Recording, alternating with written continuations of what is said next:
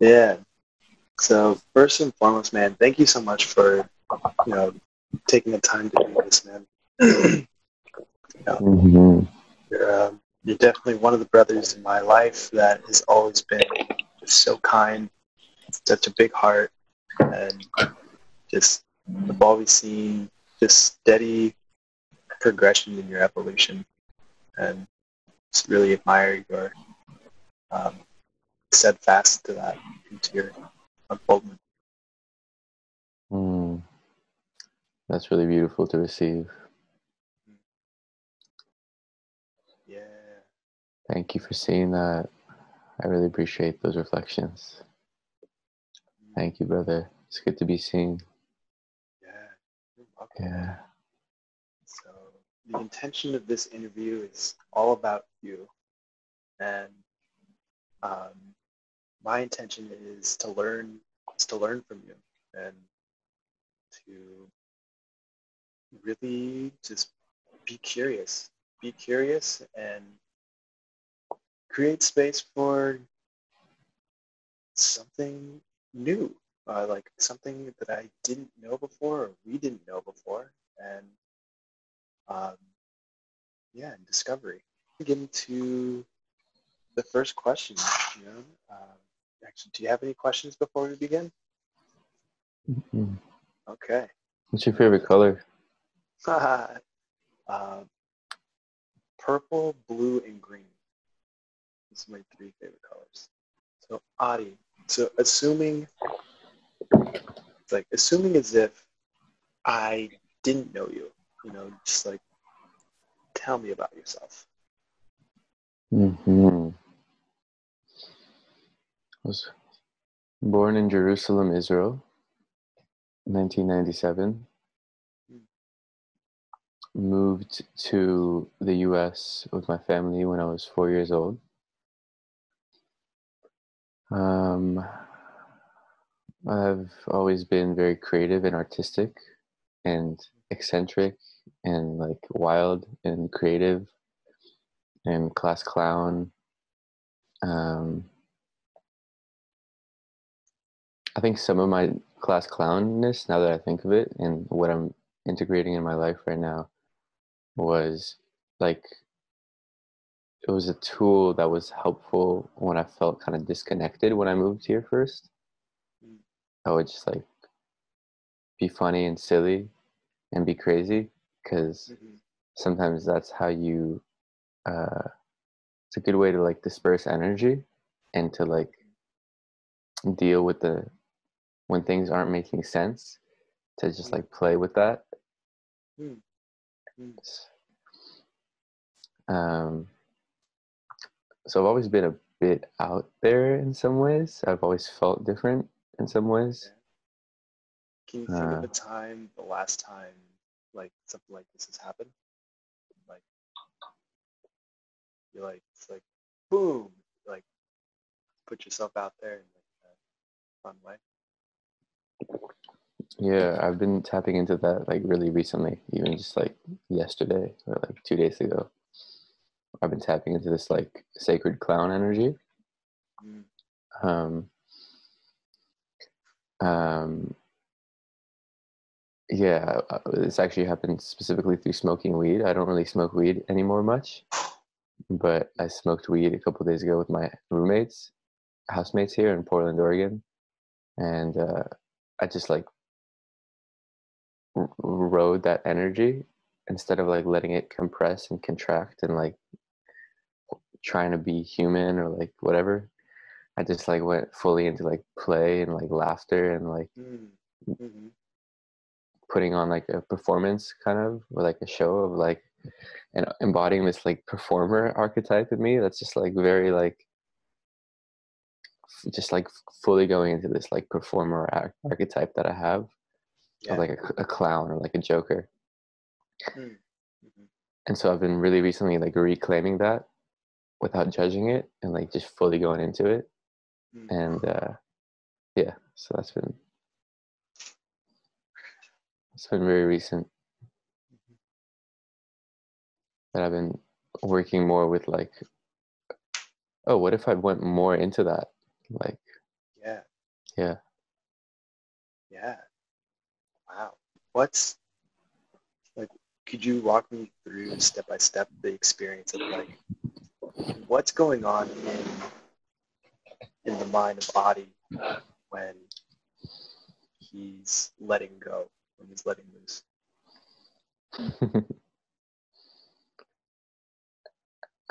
When I'm in that place of like full play and like cosmic Joker, Yeah. what's in my mind when that's happening? Fuck it.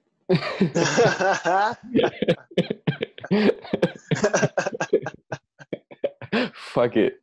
Okay. Let's just go for it. Fuck it. Oh Whatever. my God.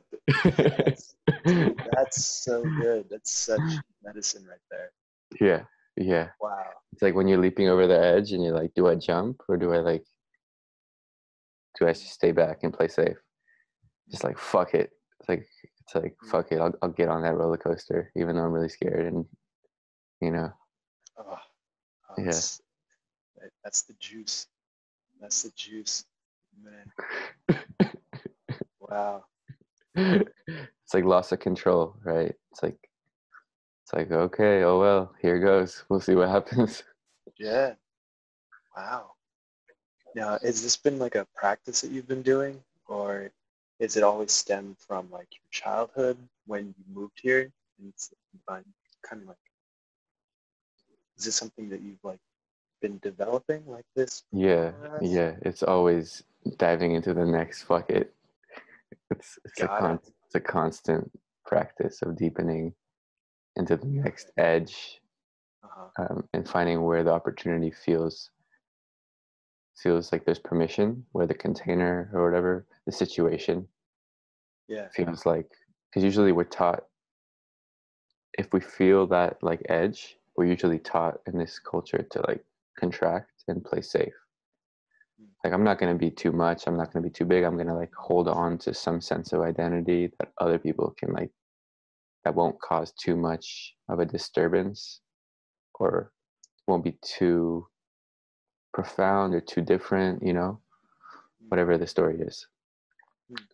But it's definitely, as you know, there's constant opportunities to like flow, Yeah. to just say fuck it and just dance or freestyle or make that joke or like make that connection with someone or whatever it is. And it can get, the more we like say fuck it, the more profound it gets and the more we're like, whoa, holy shit, I just opened up a whole new universe.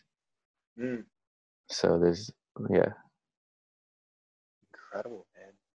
Yeah. And like what's in your experience, what's been going well in doing that and like doing this like fuck it and diving in? Lately, a really fun unlocking that's been happening. It's taken lots of years to get to a place where it's happening more consistently than ever before. Is like I can turn on the camera now and flow and keep like diving through those barriers with more trust in the process and less belief in all the voices that try to dumb me down or that make me like lose clarity or lose connection to the flow coming through because of the fear of being seen in it or the belief that I can't be seen in it. It's like this belief like I can't, I may have some flow within me and I can find it when I'm by myself in my creative process, but it'll never be seen. No one's ever going to see who I really am in my flow. So that's been a big story that's been haunting me my whole life that I'm unwinding these days more and more. Wow. Yeah. And in your experience, what's created the shift in that? What shifted? Consistency, like doing it over and over and over and over and over again until it's not as scary and the more people affirm like, oh, we love your flow, oh, we see your flow, we want more of it, like each little time someone has reflected something like that has helped me to uh, move through the voices that are like, no one wants you, your flow is too much, no one sees or understands you. It helps to counteract those unconscious programs. So each one of those is like, yeah, another layer in the collection of like coins to counteract the counterfeit coins. Wow, dude. You're literally just like, God, until it's just like bursting. Yeah. Dude, that's what's up, man. Working with it. Yeah. Have you noticed anything like challenging? Like, what was challenging for you in like getting to this point of your flow?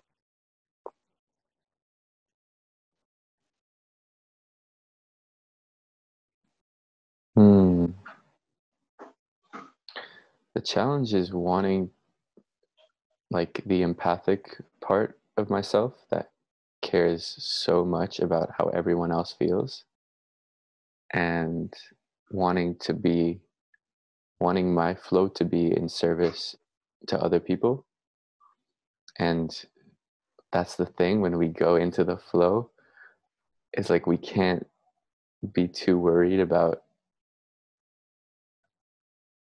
how other people perceive us, not in like an extreme way. Like attunement is important, so it's that whole like dance of attunement of like caring so much about people and fearing that my flow may make me be rejected by people, or make people feel challenged by me for some reason, whether I'm just being too much or like whatever the story is. The challenge is like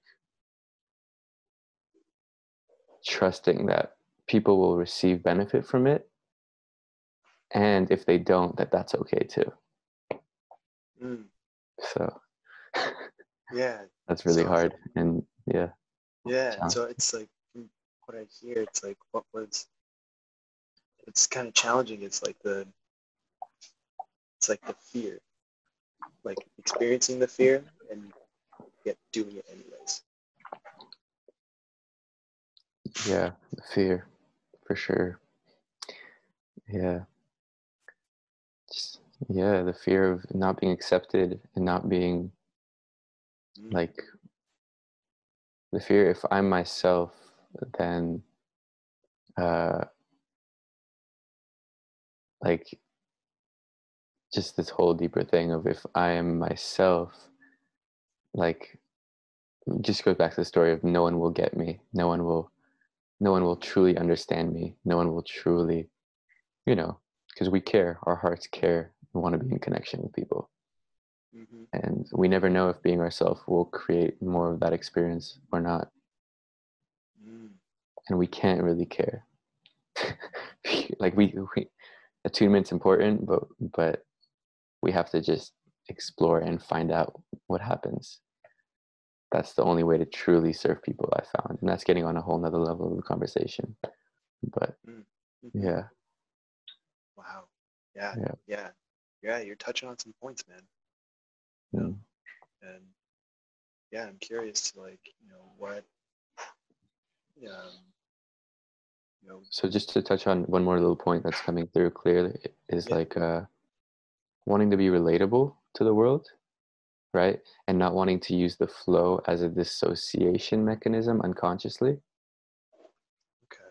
So like a lot of times on our journey of becoming authentic to who we are, we have to distance ourselves from the group thinking a little bit to be like, what is my flow? What is my expression? And so now it's like, yeah, how do I use that in service to like more connection with the world without letting my desire for connection to distort my flow? So there's like that, like, oh, I can't be worried about being completely in a box that the collective can find me in order to find my flow. And there's like, okay, but how do I still allow my flow to be communicated and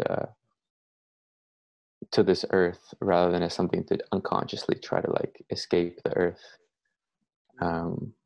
which is a whole nother conversation.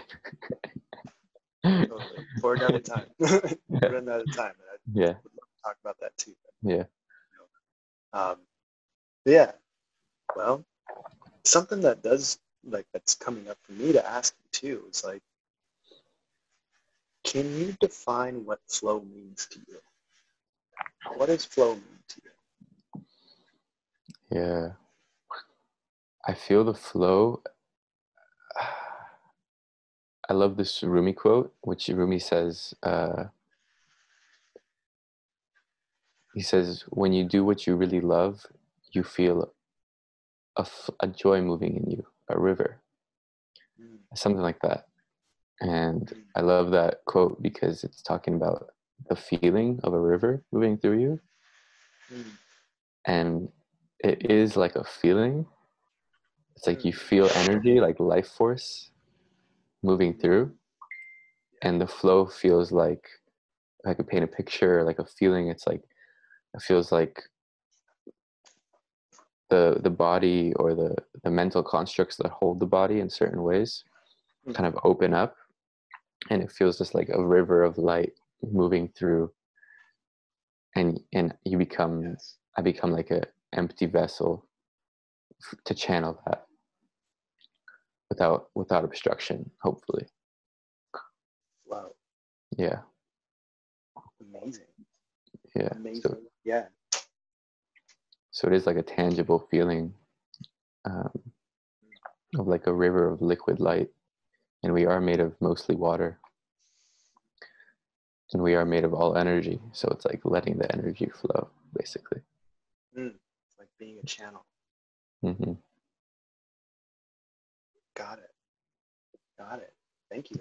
Yeah. Thank you. I love the way that you poetically describe it. Yeah. And it also feels like I'm not trying to make anything happen, but I'm just letting it happen, and it's happening through me, as me. But there's not like time to really like try to make it. It's just like go with it. It's like the train is leaving, you could just hop on the train instead of like trying to make the train like, hold on, wait for me. It's like, no, just hop on. Wow. Yeah. What have you noticed in your life? What have you noticed in your life come forth as you allow this more and more of this flow to happen? Like, what experiences have come forth? Wow. How have you moved with this?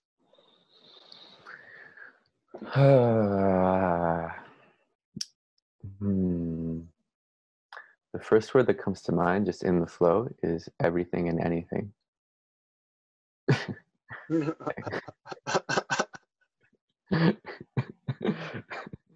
that's what the flow is. It's like releasing the sense of a limited identity in whatever fashion the flow is flowing through you in that moment, and letting, because we're all made of infinite energy, we're all made of the same infinite consciousness or energy.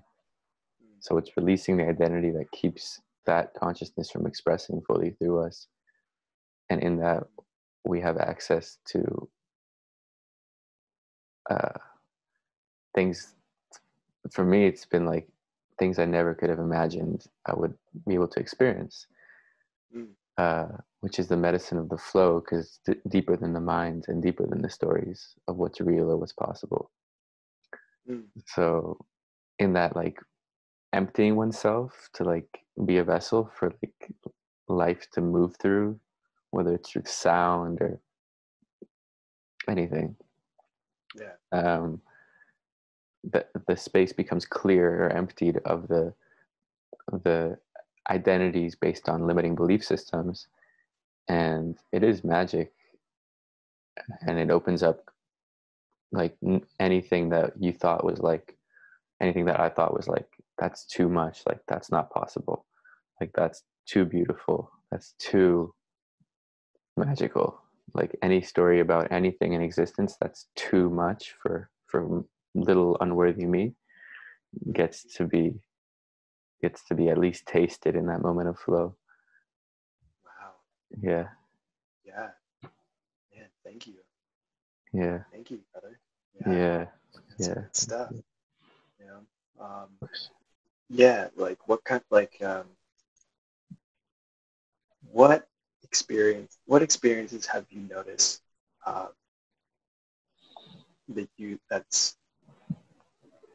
that's come up for you when you resolved a block in the flow and you've like cleared the block?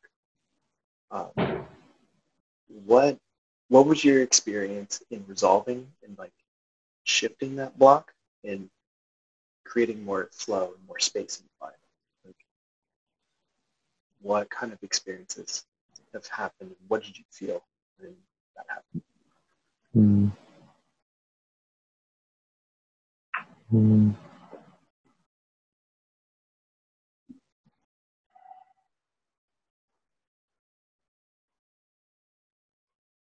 Yeah. Yeah, it's funny.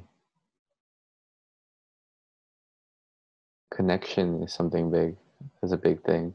Like once a certain block is like moved through, is like you take that leap out of the sense of a small self and into like being a channel for something bigger than the mind thinks is safe or has been taught about. When you like, whenever I take that leap and some kind of big energy is moved, I find that I make more space for connection with other people. I make space to be seen more and to be yeah, to make new connections, new friends, new opportunities, more love, if you want to call it that, even though I don't believe love is limited to human interaction. But yeah, more intimacy with other people is one thing. Well put. Yeah.